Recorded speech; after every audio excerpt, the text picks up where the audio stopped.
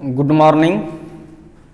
Sorry, हाँ बोल सकते हैं। ऐसे अभी गुड इवनिंग है। आप लोग को पता है कि मॉडर्न फिजिक्स पढ़ रहे हैं हम लोग, और इस क्लास को थोड़ा कंटिन्यू करते हैं क्योंकि टाइम का अभाव है। पीछे का लेक्चर देखिएगा तब आपको समझ में आएगा। ध्यान से देखिए। आज स्टेट ऑफ एटम पढ़ाते हैं। ये सब यूज होगा। स्टेट ऑफ एटम, परमाणु की अवस्था, केवल समझने के लिए, क्या कि ये सब लिखेंगे हम लोग। ये दो तरह का स्टेट होता है एटम का। एक होता है ग्राउंड स्टेट और दूसरा होता है excited state of atom.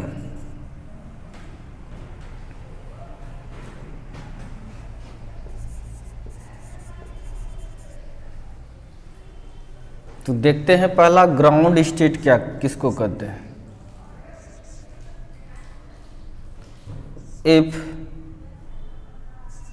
Revolving electron of atom do not jumps from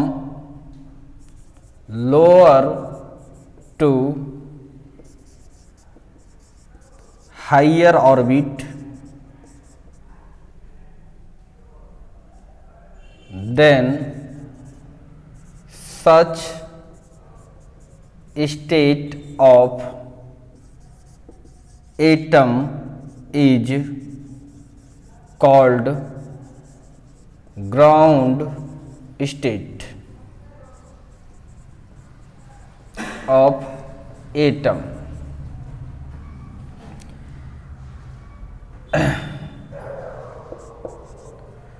अगर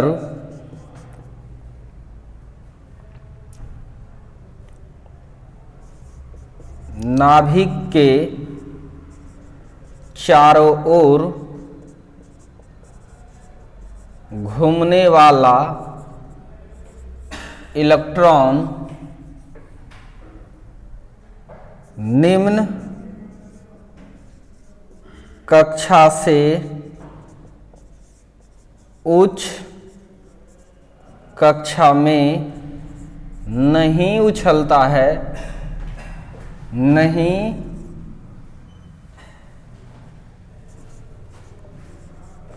संक्रमित होता है, नहीं संक्रमित होता है, तो परमाणु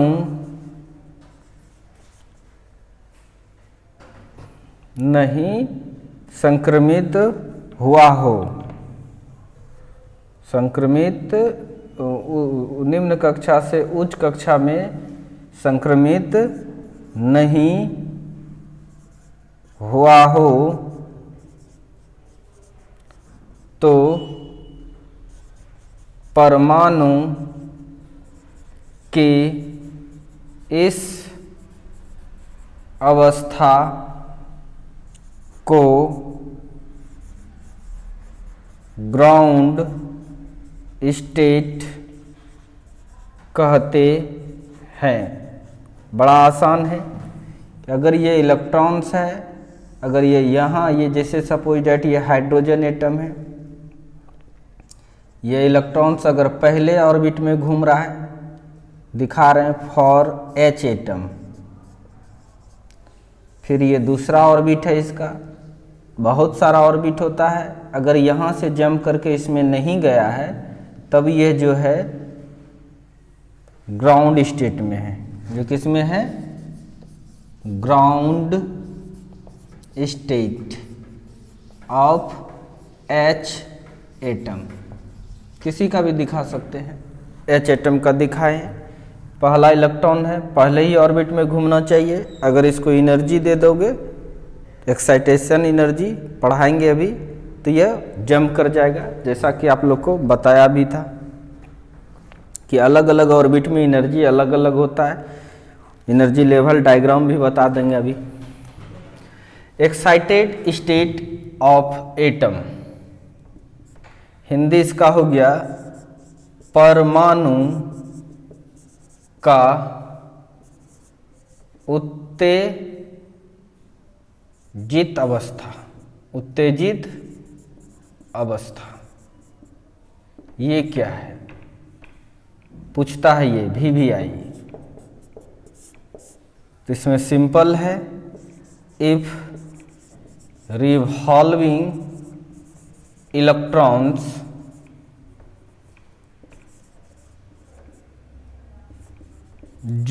jumps from lower to higher orbit by received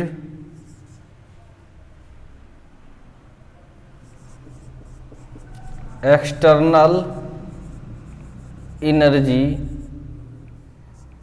then such state of atom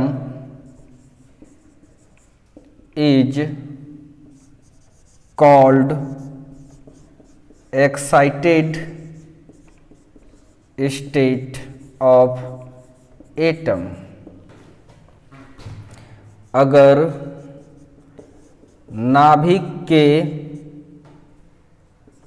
के चारों ओर घूमने वाला इलेक्ट्रॉन बाह्य ऊर्जा प्राप्त करके निम्न कक्षा से उच्च कक्षा में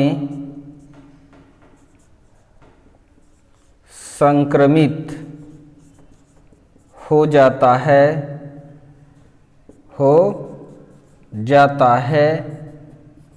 तो परमाणु के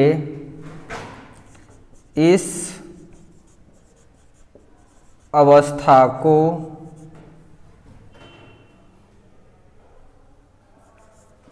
उत्तेजित अवस्था कहते हैं। सपोज दैट एक H एटम है, ये पहला ऑर्बिट है, ये दूसरा ऑर्बिट है, ये तीसरा ऑर्बिट है। अगर यह इलेक्ट्रॉन्स यहाँ था, यहाँ तो यहाँ से जंप करके यहाँ से संक्रमित होकर अगर यहाँ आ गया और इसमें घूमने लगा, तो इसका मतलब यह एटम जो है एक्साइटेड एटम है। एक्साइटेड स्टेट यानी पहला ऑर्बिट में ना इलेक्ट्रॉन घूमकर दूसरे में घूमने लगा, तीसरे में घूमने लगा, तो ये excited state of H atom. यह H एटम का, हाइड्रोजन एटम का एक्साइटेड स्टेट है। फटाक से इसको नोट कर लो। स्टेट ऑफ एटम, अगर लो ऑर्बिट से हाई ऑर्बिट में इलेक्ट्रॉन जंप कर जाता है तब एक्साइटेड स्टेट में आ जाता है। अगर नहीं ऐसा होता है तो वो ग्राउंड स्टेट में होता है। ऐसे ही इलेक्ट्रॉन जंप नहीं करता है, जरूर बाहर से इसको एनर्जी दिया जाता है, जो भी सोर्स हो। तो जल्दी से उतारिए इसको, फटाक से उतारो।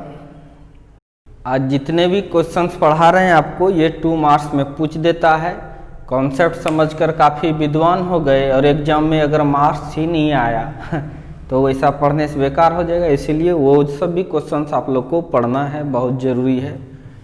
देखिए क्वेश्चंस जो स्टैंडर्ड है उसी हिसाब से पूछेगा। स्टेशनरी ऑर्बिट, किसको कहते हैं, या इसको स्टेबल ऑर्बिट भी कहते हैं। अस्थाई कक्षा, अस्थाई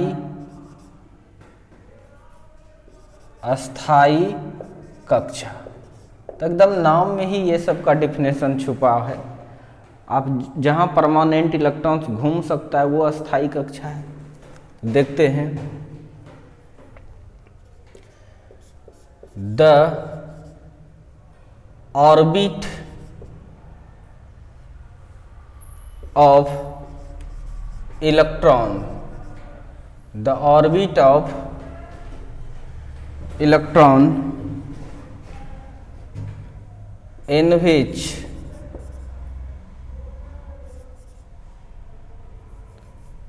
which angular momentum is integral multiple of h by 2 pi is called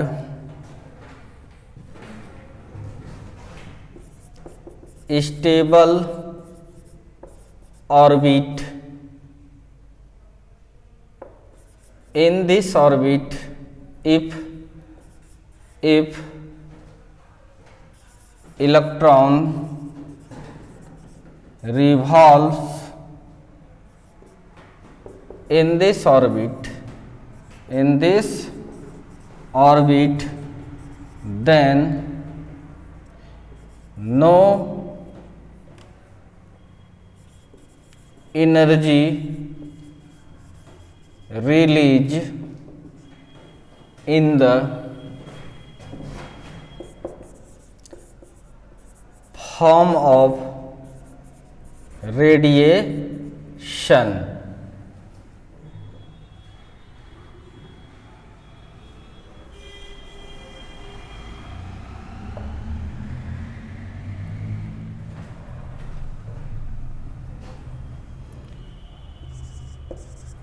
electron का वह कक्षा, एकदम समझ में आएगा ये सब, जिसमें कोणीय इलेक्ट्रॉन का कोणीय संवेग h by 2 पाई के पूर्ण गुणज होती है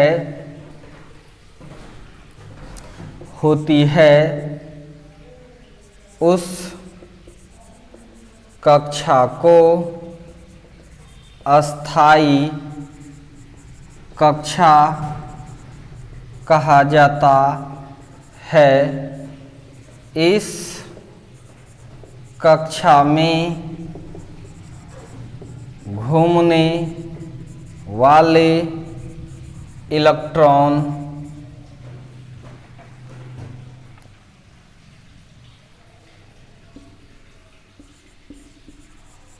विद्युत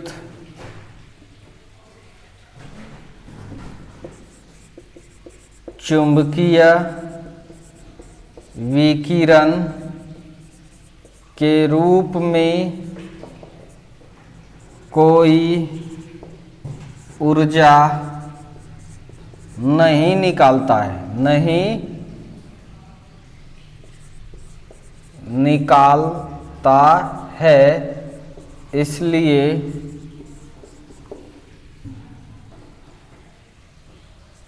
हमेशा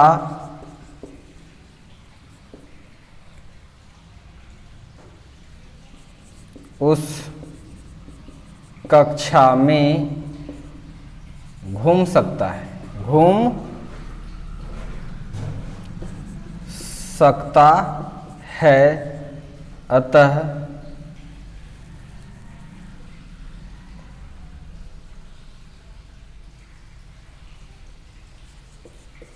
अर्थात अस्थाई कक्षा होता है, अस्थाई कक्षा होता है। तो जब घूमेगा तो एनर्जी लूज करेगा ही नहीं, तो इसका मतलब आराम से घूमेगा। अगर एनर्जी लूज करेगा तब तो बेटा धीरे धीरे न्यूक्लियस में आ जाएगा। तो समझ में आ गया स्टेशनरी ऑर्बिट किसको कहते हैं। जैसे आप देख रहे हैं ये न्यूक्लियस है, ये न्यूक्लियस है, ये सब जो बनाते हैं ये सब क्या है, स्टेबल है। इसमें अगर इलेक्ट्रॉन्स घूमेगा, इसका यहाँ जहाँ इलेक्ट्रॉन घूमेगा इस जगह पे, तो इसका जो एंगुलर मोमेंटम है वो NH, एंगुलर मोमेंटम जो है NH/2 पाई के बराबर होगा। यहाँ पर भी होगा। वैसा ही ऑर्बिट बनाए हैं। तो इसमें घूमने पर क्या करता है, ये कोई एनर्जी रिलीज नहीं करता, इसलिए आजीवन ये घूमते रहता है। तो ये सब क्या है आपका स्टेबल ऑर्बिट, सब आपका क्या है स्टेबल ऑर्बिट, स्टेबल ऑर्बिट, अस्थाई कक्षा। फटाफट लिखिए इसको। चलिए अब नेक्स्ट चीज देखते हैं, ट्रांजिशन ऑफ इलेक्ट्रॉन। ये सब पूछ सकता है इसीलिए बता रहा है। इलेक्ट्रॉन का संक्रमण बोले पहले भी हैं, अभी बता रहे हैं। ध्यान से देखिए, समझ में आ जाएगा। ये न्यूक्लियस है, ये ऑर्बिट है, और भी ऑर्बिट है, बहुत सारा ऑर्बिट होता है। ध्यान से देखिए, कोई इलेक्ट्रॉन्स यहाँ घूम रहा है, अगर इसको बाहर से एनर्जी दे दीजिएगा, जितना एनर्जी डिफरेंस होगा, कितना एनर्जी देना पड़ेगा, जितना इसको नेगेटिव एनर्जी है उतना अगर इसको दे दीजिएगा, या एनर्जी डिफरेंस जितना है उतना एनर्जी दे दीजिएगा, तो ये इलेक्ट्रॉन्स क्या होता है, जंप करके इसमें घूमने लगता है। फिर ये घूमते घूमते ये फिर इसमें भी आ जाता है। इसमें जब आता है तो एनर्जी निकाल देता है। एनर्जी जब लेगा तो लो से हाई में चला जाता है, जब एनर्जी निकालेगा तो हाई से लो में भी आ जाता है। ध्यान से देखिए, अभी चला गया, एनर्जी लिया, एनर्जी लेता है, ये एनर्जी है, फोटोन आया यहाँ पर, जिस तरह से एनर्जी दे सकते हैं, आया, बस जंप करके इसमें चला गया, फिर ये एनर्जी निकालेगा तो फिर ये यहीं आ जाएगा। तो ये जो यहाँ से यहाँ गया और यहाँ से यहाँ आया, यही संक्रमण हुआ इलेक्ट्रॉन का।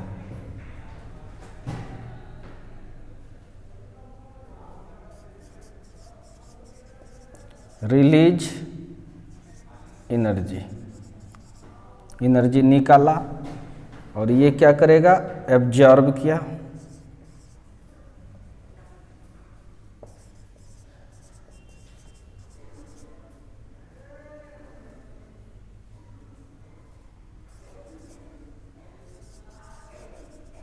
एनर्जी ये बाहर निकाला और ये अवशोषित किया, अवशोषण एनर्जी और निर्गत ऊर्जा।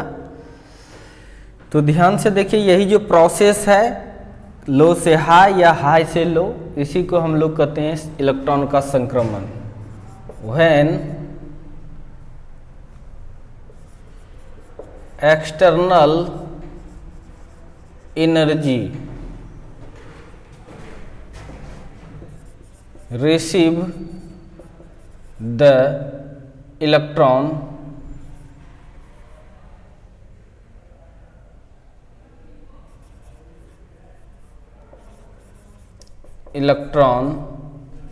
then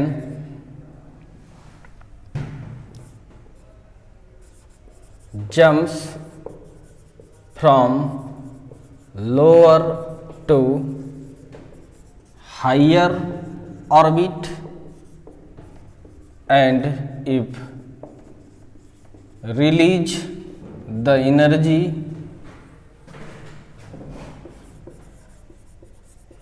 then fall higher to lower orbit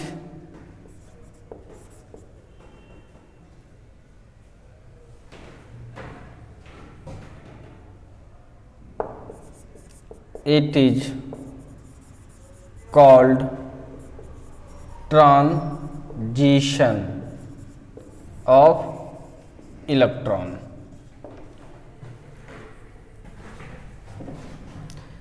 जब इलेक्ट्रॉन बाह्य ऊर्जा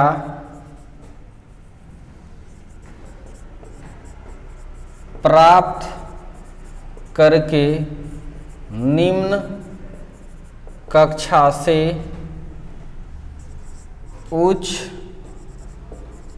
कक्षा में कूदता है या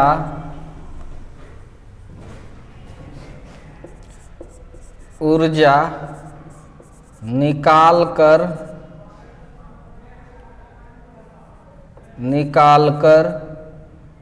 उच्च कक्षा से निम्न कक्षा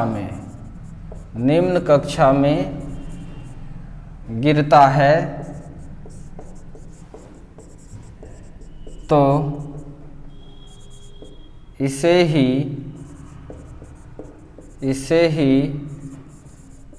इलेक्ट्रॉन का संक्रमण कहते हैं। तो आई होप आपको क्लियर समझ में आ रहा है। फटाक से इसको नोट करें, फिर आगे बढ़ते हैं। अब आगे हम लोग चलते हैं एक्साइटेशन।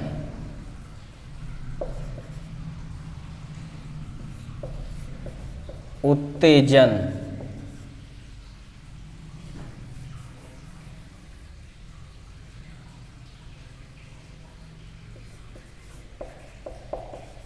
उत्तेजन किसको कहते हैं?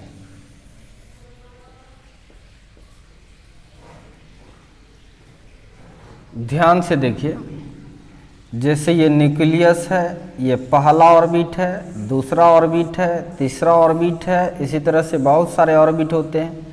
इलेक्ट्रॉन्स यहाँ है, यहाँ से गया, ये रिसीव किया एनर्जी,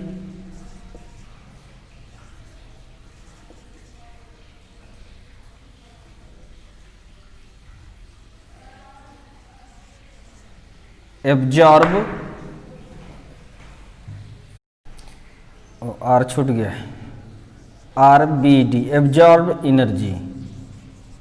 एनर्जी को एब्जॉर्ब किया, करने के बाद यह जंप कर जाएगा। यहाँ भी आ सकता है, यहाँ भी आ सकता है, डिपेंड करता है कितना एनर्जी है। सपोज डैट ये इलेक्ट्रॉन्स यहाँ से जंप करके इसमें चला आया। ये जो प्रोसेस है, इसी प्रोसेस को हम लोग एक्साइटेशन कहते हैं। द प्रोसेस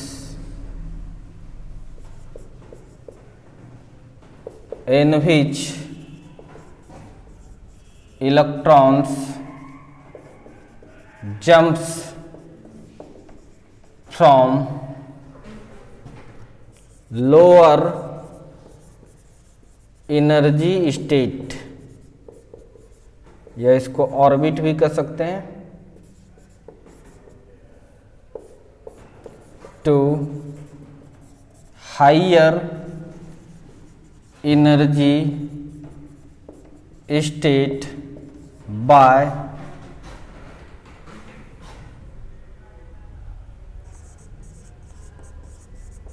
एब्जॉर्ब एनर्जी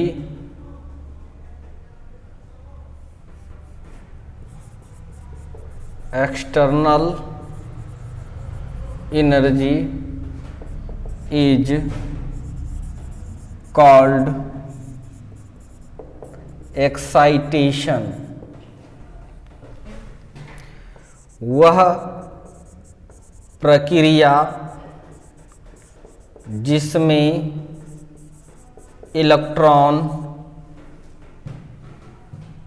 निम्न ऊर्जा स्तर से उच्च ऊर्जा स्तर वाले कक्षा में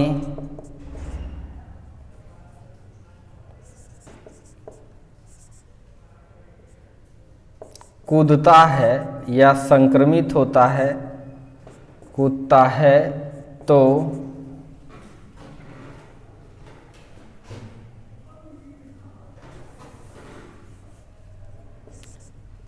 बाह्य ऊर्जा अवशोषित करके संक्रमित होता है, तो इसे ही या इस प्रक्रिया को, तो इस प्रक्रिया को उत्तेजन कहते हैं। तो आई होप आपको समझ में आ गया। बाह्य ऊर्जा को रिसीव करके लोअर से हायर एनर्जी स्टेप में या लो ऑर्बिट से हाई ऑर्बिट में जो संक्रमित होता है, कूदता है, इसी को एक्साइटेशन कहते हैं। अब इसको कूदने के लिए जो एनर्जी होगा, ये एब्जॉर्ब एनर्जी, इसको एक्साइटेशन एनर्जी भी कहते हैं। देखते हैं, अभी लिखो इसको। चलिए अब देखते हैं एक्साइटेशन एनर्जी, शन एनर्जी। एकदम ये सब पूछ देता है, यही सब बोर्ड पूछता, बहुत आसान है। जन ऊर्जा तो अब इसलिए है, जो ऊर्जा प्राप्त करके उत्तेजित हो जाएगा, मतलब एक से दूसरे में चला जाएगा, निम्न ऑर्बिट से हाई में चला जाएगा, उसी को एक्साइटेशन एनर्जी कहते हैं। The amount of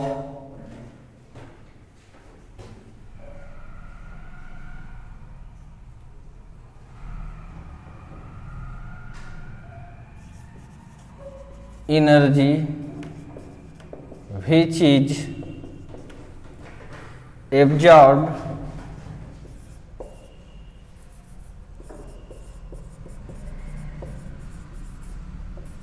by electron for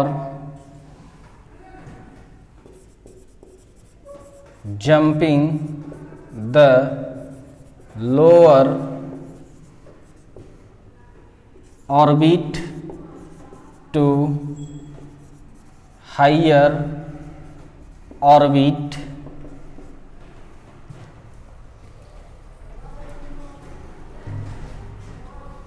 is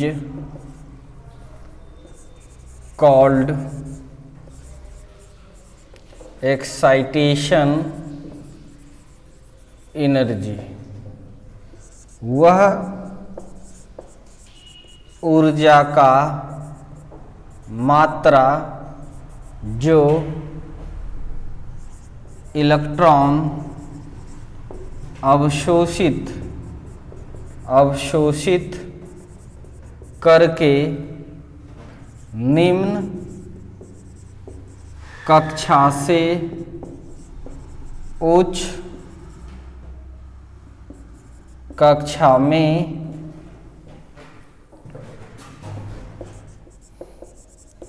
संक्रमित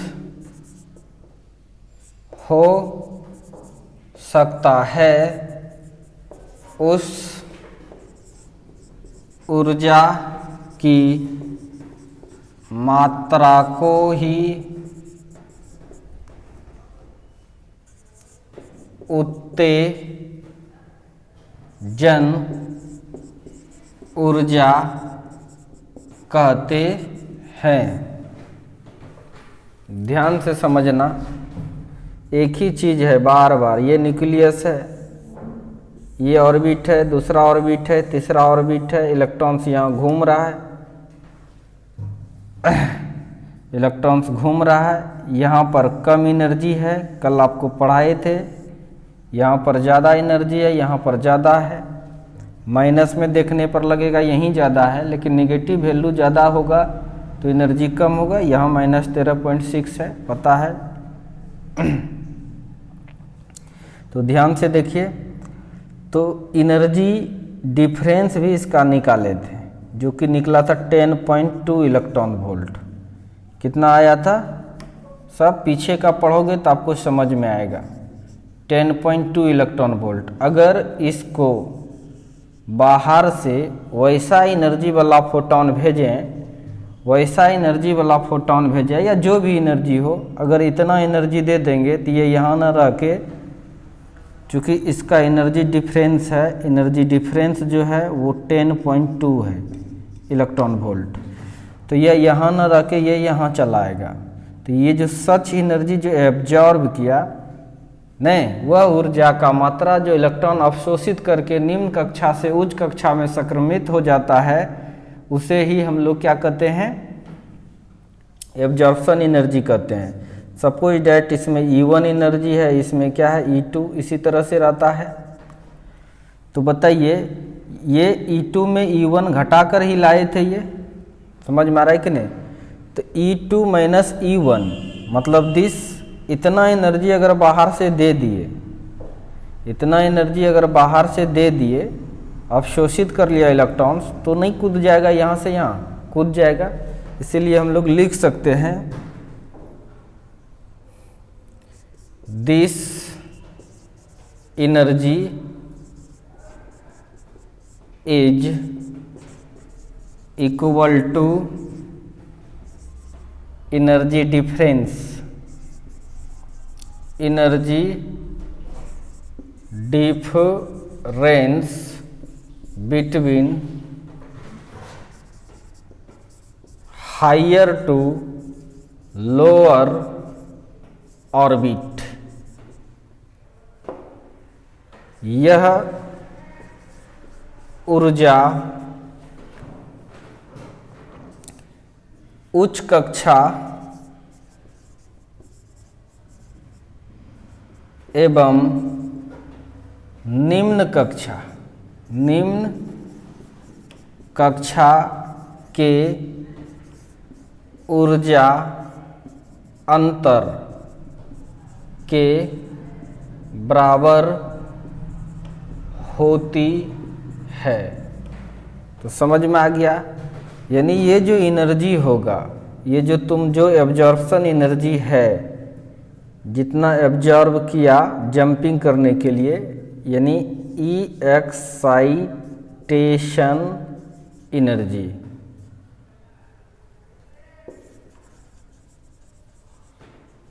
एक्साइटेशन एनर्जी जो है यानी कूदाने वाला, एक लो से हाई में, वो कितना होना चाहिए? हाई में घटा दो लो एनर्जी को, 2-1 नहीं दे सकते हैं।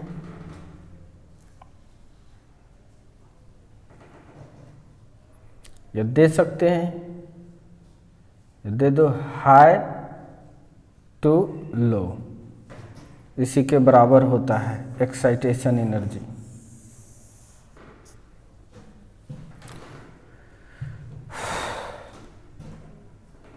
तो ठीक है, लिखिए इसको फटाक से, फिर आगे बढ़ते हैं। और इसको और कंडीशंस लगा के आगे किसी भी, ध्यान से देखिए, अगर ये हाई लेते हैं और ये लो, जितना एनर्जी डिफरेंस होगा उतना एनर्जी दे देंगे तो सीधा यहाँ से उछल जाएगा। यानी हम कंडीशंस लगा रहे हैं। If lower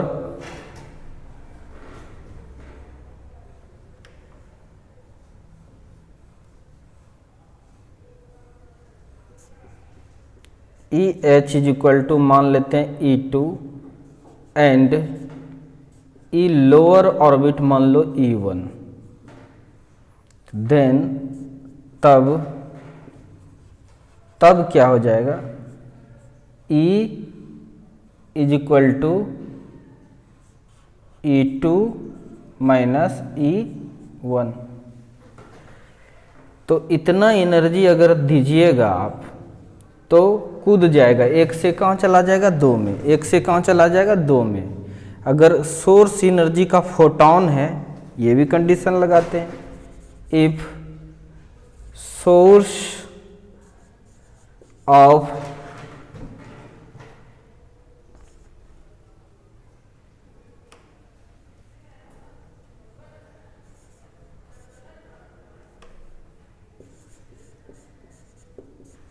excitation energy is photon, then अगर उत्तेजन ऊर्जा का स्रोत फोटॉन है, क्या है, फोटॉन है, तो आई होप जल्दी से लिखिए, इसको मिटाऊंगा इधर।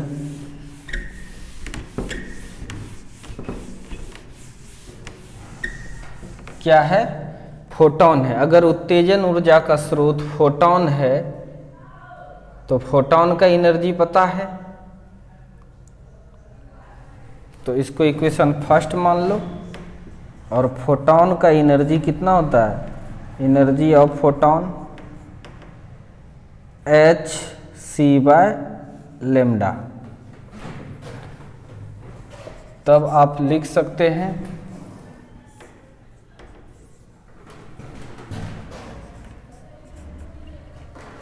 यस, सिंपल समझो, यहाँ तक ठीक है।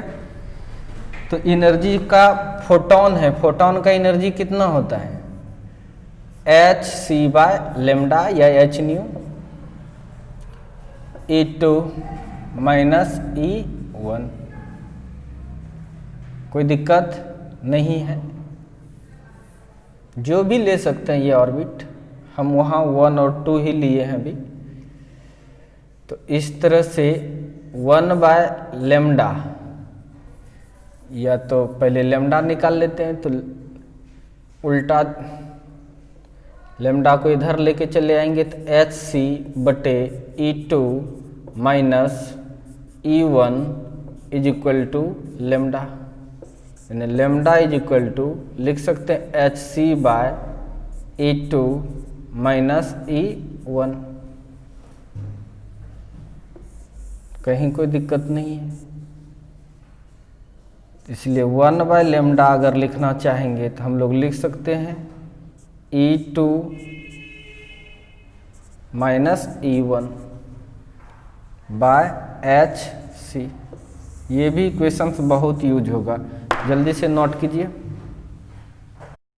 तो आई होप लिख लिया। फिगर मिटा देते हैं हम, उधर भी मिटाएंगे, कैलकुलेशंस को आगे बढ़ाते हैं।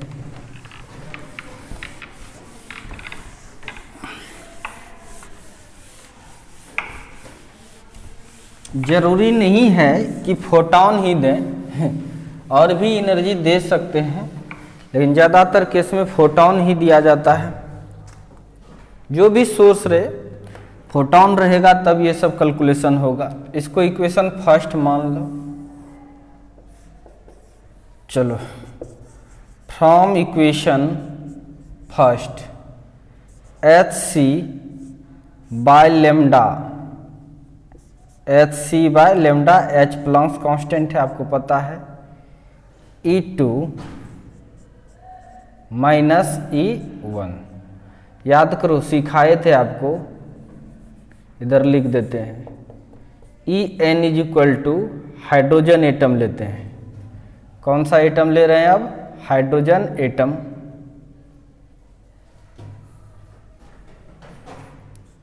क्या जानते हैं हम लोग, -13.6 electron volt by n square, ये भी ले लेते हैं। For H atom E N is equal to, formula हम लोग को पता है कि -13.6 electron volt by N square होता है।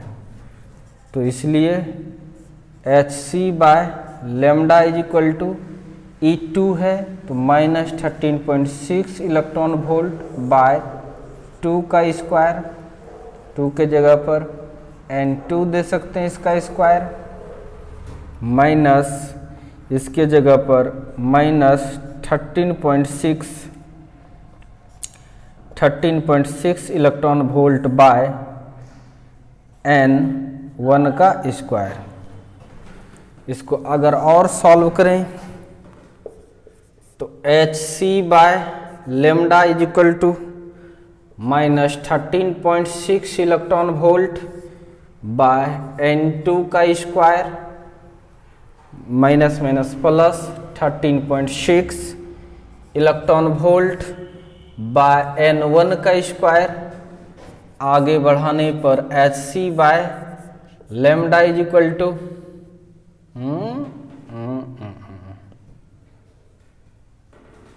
ठीक तो है। इसको ऐसा भी लिख सकते हैं, इलेक्ट्रॉन वोल्ट बाय N1 का square minus 13.6 electron volt by N2 का स्क्वायर, और Hc by lambda is equal to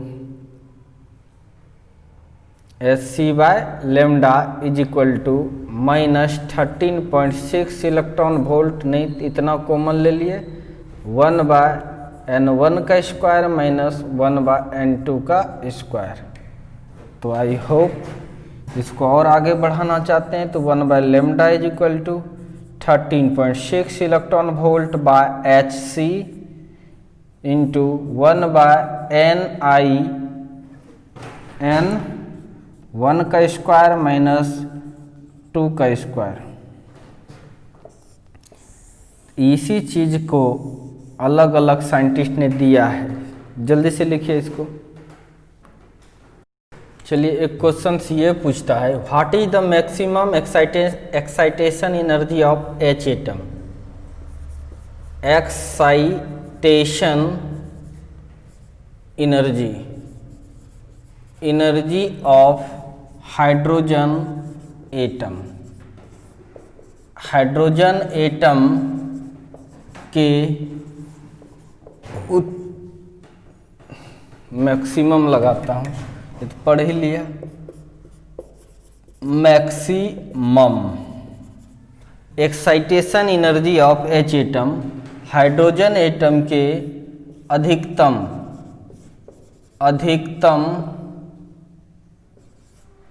उत्तेजन ऊर्जा। कितना अधिकतम उत्तेजन ऊर्जा है हाइड्रोजन एटम का, ध्यान से देखिए बच्चों। पता है ये न्यूक्लियस है, ये ऑर्बिट है, फिर ऑर्बिट है, फिर ऑर्बिट है, फिर ऑर्बिट है, फिर ऑर्बिट है। कितना ऑर्बिट हो सकता है? अनंत। अगर थोड़ा सा ये इलेक्ट्रॉन्स यहाँ है, अगर हल्का एनर्जी दिए 10.2 जूल तो यहाँ से कूद के यहाँ आ जाएगा, आएगा नहीं आएगा? आराम से आएगा। और बढ़ाएंगे तो यहाँ आ जाएगा, और देंगे तो यहाँ आ जाएगा, और देंगे तो यहाँ आएगा, इस तरह से। तो मैक्सिमम एनर्जी कितना देंगे? तो ऑब्वियसली आपको बताए हैं कि यहाँ पर एनर्जी सबसे कम, जैसे जैसे दूर जाएंगे सबसे ज़्यादा, और इन्फिनिटी पर एनर्जी सबसे ज़्यादा होगा जीरो होने के बावजूद भी। तो वी नो, हम लोग जानते हैं excitation energy is equal to E2 minus E1। E2 minus E1 यानी हायर और लोअर। हायर कितना हो सकता है? मैक्सिमम इन्फिनिटी, और लोअर क्या हो सकता है? 1। निकाल लीजिए एनर्जी। E मैक्सिमम जो है, मैक्सिमम एनर्जी जो है एक्साइटेशन एनर्जी, वो कितना हो सकता है? ये देखिए, इन्फिनिटी है, E का फार्मूला जानते हैं, -13.6 बाय इन्फिनिटी का स्क्वायर माइनस होता है ना इतना बाय एन स्क्वायर, तो एन कितना हो जाएगा, इन्फिनिटी, इन्फिनिटी कक्षा हो जाएगा। अगर यहाँ से सीधे उठा के यहाँ फेंक दे, उसके लिए सबसे ज़्यादा एनर्जी चाहिए, वही मैक्सिमम एक्साइटेशन एनर्जी होगा। E1 के लिए लेके चलते हैं, -13.6 बाय इलेक्ट्रॉन वोल्ट में है, बाय 1 का स्क्वायर, ये सब किस में है, इलेक्ट्रॉन वोल्ट में। तो E maximum is equal to आ जाएगा -13 इन्फिनिटी से किसी भी संख्या में भाग देने पर 0 होगा, माइनस माइनस प्लस 13.6 बाय 1, इतना क्या हो गया, इलेक्ट्रॉन वोल्ट। यानी यह पूछता है ऑब्जेक्टिव में मैक्सिमम एक्साइटेशन एनर्जी कितना हो सकता है हाइड्रोजन एटम का। तो आप क्या जवाब दीजिएगा, 13.6 इलेक्ट्रॉन वोल्ट। यानी इतना एक्साइटेशन एनर्जी दीजिएगा तो इलेक्ट्रॉन सीधे यहाँ से इन्फिनिटी पर पहुँच जाएगा, एकदम सबसे अंतिम वाला जो कक्षा है इन्फिनिटी, वहीं पर कूदेगा। ये है मैक्सिमम एक्साइटेशन एनर्जी। तो आई होप आपको समझ में आ गया।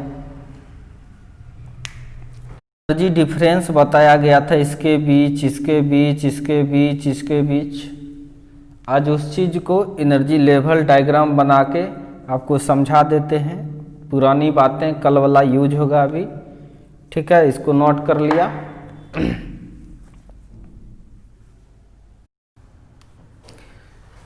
तो लिखिए, एनर्जी लेवल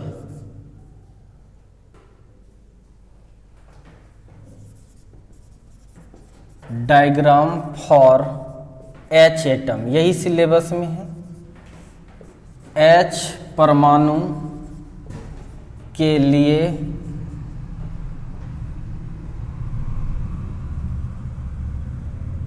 ऊर्जा स्तर आरेख। पहले देखते हैं एनर्जी लेवल क्या है। एनर्जी लेवल डायग्राम क्या, the diagram which represent the energy of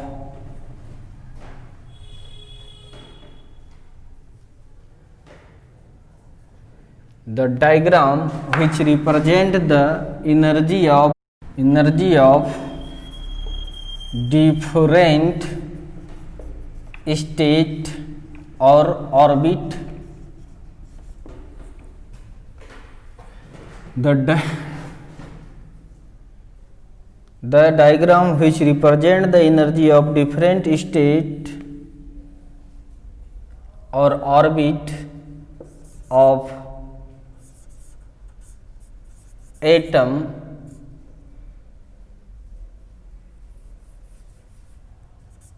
H atom is called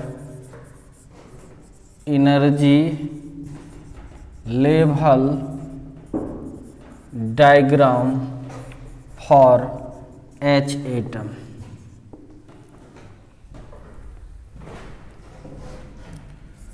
वह आरेख जो H एटम के विभिन्न कक्षा या अवस्था के ऊर्जा को निरूपित करता है, निरूपित, या इसको हम लोग कह सकते हैं दर्शाता है।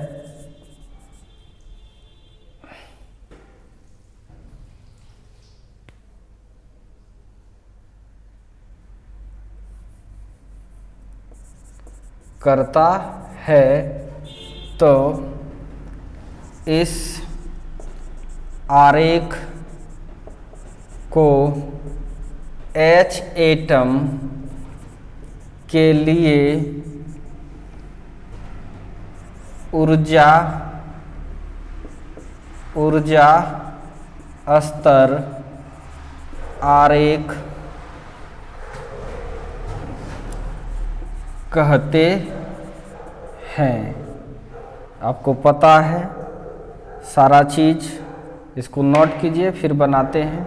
तो बच्चों एनर्जी लेवल डायग्राम समझ गए, एक एक डायग्राम है ये प्रत्येक ऑर्बिट में हाइड्रोजन एटम के पहले ऑर्बिट में कितना एनर्जी है, दूसरे में कितना है, तीसरे में कितना है, चौथे में कितना है, पांचवें में कितना है, छठे में कितना, वो दर्शाता है। उसी डायग्राम को एनर्जी लेवल डायग्राम कहते हैं।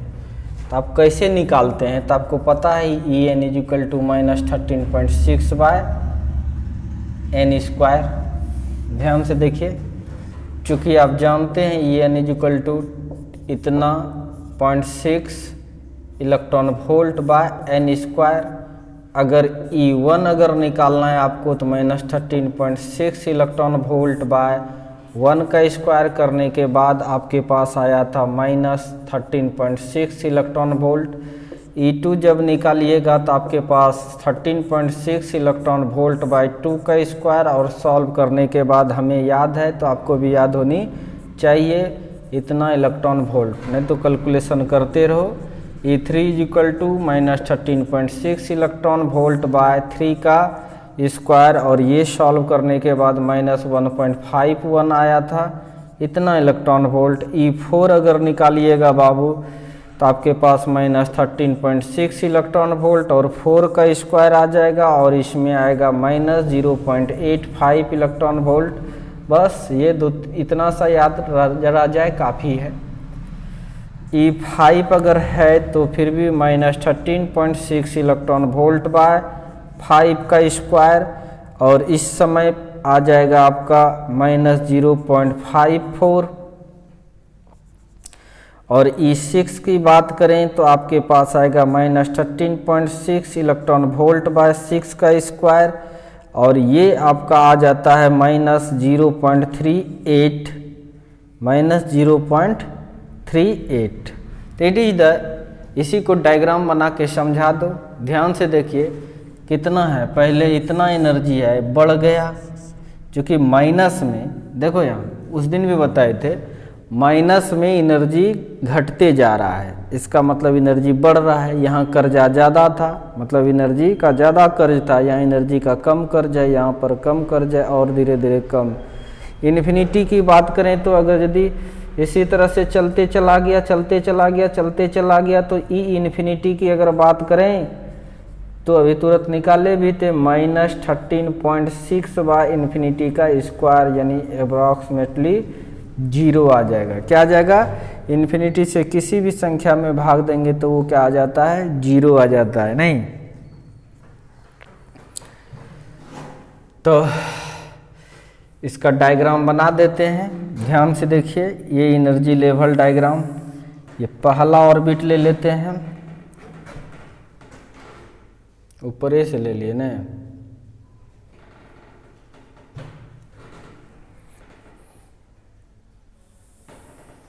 एक देखते जाना है डिफरेंस, ये 2, तीसरा का डिफरेंस और कम है, चौथा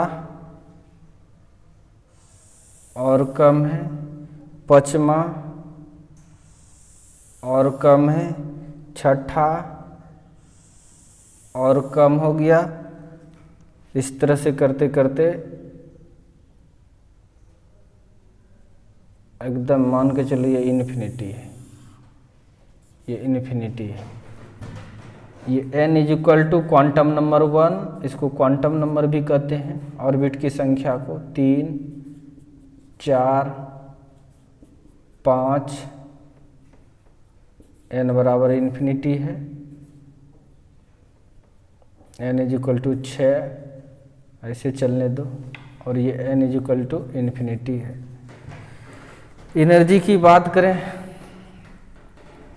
ये ग्राउंड स्टेट में है, n = 1 का मतलब क्या हुआ, ये सब एक्साइटेड स्टेट है, एक्साइटेड स्टेट।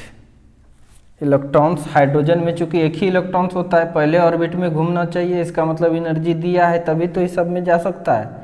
और इसमें अगर रहेगा तो ये ग्राउंड स्टेट। सब पढ़ा दिए हैं आपको। तो यहाँ पर अगर एनर्जी अब सजा दीजिए, यहाँ पर होगा -13.6 इलेक्ट्रॉन वोल्ट, ऐसा करते -13.6 यहाँ पर -3.4 और यहाँ पर -1.5 और यहाँ पर -0.85 सो ऑन, और यहाँ पर 0। यहाँ पर क्या हो जाएगा 0। किस में है ये सब? इलेक्ट्रॉन वोल्ट में है। किस में है? इलेक्ट्रॉन वोल्ट में है। ये सब इलेक्ट्रॉन वोल्ट में देते हैं। एनर्जी हो गया ये इन इलेक्ट्रॉन वोल्ट, और ये क्या है? ऑर्बिट है। इसी तरह का एनर्जी लेवल डायग्राम है। इससे आपको पता चल रहा है कि पहला से दूसरे में जाने के लिए ज़्यादा एनर्जी चाहिए, घटा दो इसमें इसको तो इसका एनर्जी डिफरेंस निकल जाएगा, इसको इसमें घटा दो निकल जाएगा, इसको इसमें घटा दो ये निकल जाएगा। यानी अगर ग्राउंड स्टेट से फर्स्ट ऑर्बिट में भेजना है तो ज़्यादा चाहिए, सेकेंड से थर्ड में जाने के लिए उतना एनर्जी नहीं चाहिए, उससे भी कम चाहिए, इसमें उससे भी कम चाहिए, उससे भी कम चाहिए, उससे भी कम चाहिए। और उसके बाद वैलेंस बैंड होता है तो हल्का एनर्जी भी मिलता है तो वो जम कर जाता है। ये था हाइड्रोजन एटम का, यही है हाइड्रोजन एटम का क्या? Line energy level diagram. ये किसका डायग्राम है? हाइड्रोजन एटम का। तो आप जल्दी से इसको नोट कीजिए, नोट कीजिए इसको। बहुत ज़्यादा हो गया है, टाइम बहुत ज़्यादा हो गया है। स्पेक्ट्रल सीरीज के बारे में कल डिटेल बताएंगे, आज आपको बताते हैं स्पेक्ट्रल सीरीज क्या है। स्पेक्ट्रल सीरीज ध्यान से देखिए, समझना है। ये सीरीज होता है 5 प्रकार का, साइंटिस्ट के नाम पर है। एक लाइमैन सीरीज, और दूसरा जो है वो होता है बाल्मर सीरीज, और तीसरा जो होता है वो होता है पाश्चेन सीरीज, और चौथा जो होता है वो ब्रैकेट सीरीज, और पांचवा जो होता है पीफंड सीरीज, और छठा सिलेबस में नहीं भी है हम्फ्री सीरीज। ध्यान से देखिए एक्चुअल में होता क्या है। ये आपको पता है कि मान के चलो ये न्यूक्लियस है, ये पहला ऑर्बिट है, दूसरा ऑर्बिट है, तीसरा ऑर्बिट है, चौथा ऑर्बिट है, पांचवा ऑर्बिट है, छठा ऑर्बिट है, सातवां ऑर्बिट है। इस तरह से सब समझा देते हैं आपको। आपको पता है कि स्पेक्ट्रल सीरीज होता क्या है। ध्यान से देखिए, जब लो से हाई में जाता है तो एनर्जी एब्जॉर्ब होता है, ठीक है। तो हाई से जब दिए एनर्जी एब्जॉर्ब किया, जंप करके चला गया। अब वहां से जब कूदेगा ये तो जितना एनर्जी लिया था उतनी एनर्जी छोड़ेगा तो फोटॉन से जो एनर्जी लिया उसको ले करके उछला। अब वहाँ ज़्यादा देर नहीं रहता है, आपको बताए थे पहले भी। तो वहाँ से फिर जब जम करके इसमें आएगा स्टेबल ऑर्बिट में ये, तो उतना ही एनर्जी छोड़ता है जितना लिया है। मैक्सिमम कितना ले सकता है, तो आपको बताए थे हाइड्रोजन एटम है तो 13.6 इलेक्ट्रॉन वोल्ट मैक्सिमम एनर्जी ले सकता है, माइनस नहीं प्लस में।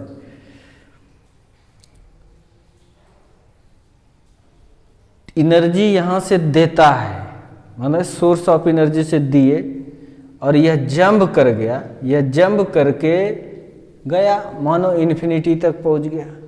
अब इन्फिनिटी से जब कूदेगा, इन्फिनिटी से जब कूदेगा फर्स्ट ऑर्बिट में या कहीं से, मान के चलो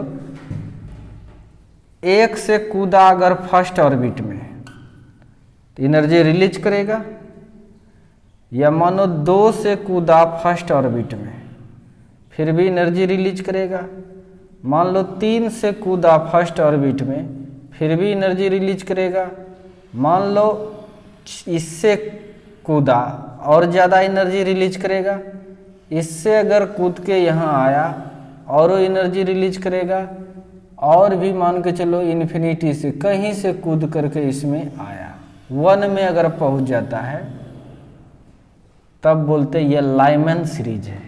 कैसा सीरीज है ये? लाइमैन। इसको क्या बोलते हैं हम लोग? लाइमैन।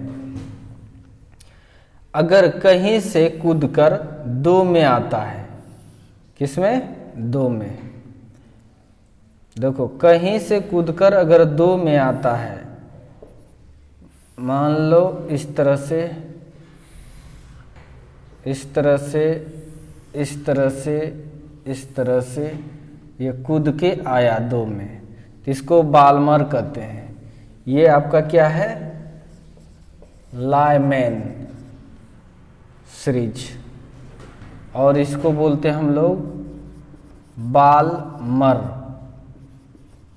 सीरीज। तो उसी टाइप से अगर कूद के कहीं से 2 में ना के 3 में आया, किस में आया? 3 में आया, या ये समझ में आ गया होगा अब आप लोग को। 3 में अगर कूद करके आया कहीं से भी, तब जो सीरीज बनेगा इसको हम लोग बोलेंगे पाश्चन, पाश्चन सीरीज। अगर 3 में ना आके 4 में कूद के आ रहा है, कहीं से भी कूद के आए, कहीं से भी कूद करके आए, एनर्जी रिलीज करेगा, इसमें कोई शक नहीं है। तब जो है ये पाश्चन ब्रैकेट होगा। सब साइंटिस्ट का नाम है। सबसे पहले बार्मर को ही देखा गया था, ये विजिबल है, सब लिखाएंगे कल। अगर यदि पहला, दूसरा, तीसरा, चौथा हो गया, 5वां में अगर कूद के आया कहीं से भी, 5वां में अगर कूद के आया,